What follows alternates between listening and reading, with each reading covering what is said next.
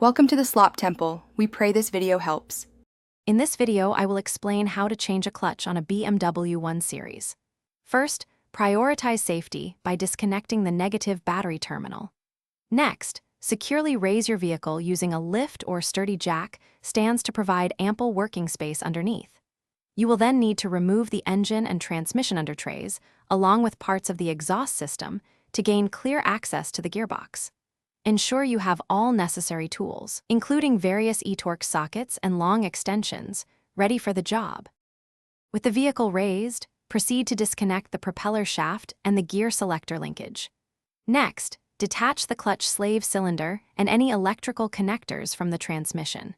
It is crucial to support the transmission with a dedicated jack before removing its mounting bolts.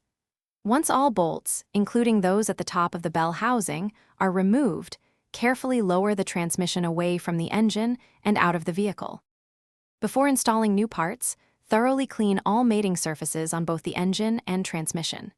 Install the new dual-mass flywheel, always using new bolts, and tighten them to the manufacturer's specified torque, typically around 120 Nm.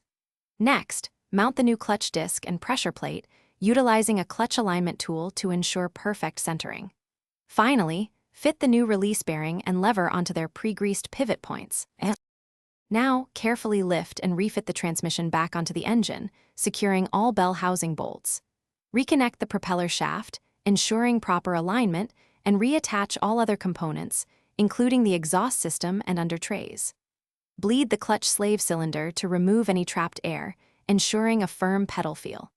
Finally, reconnect the battery and perform a thorough road test to confirm the new clutch operates smoothly and correctly. Thanks for watching. Consider subscribing if we helped you.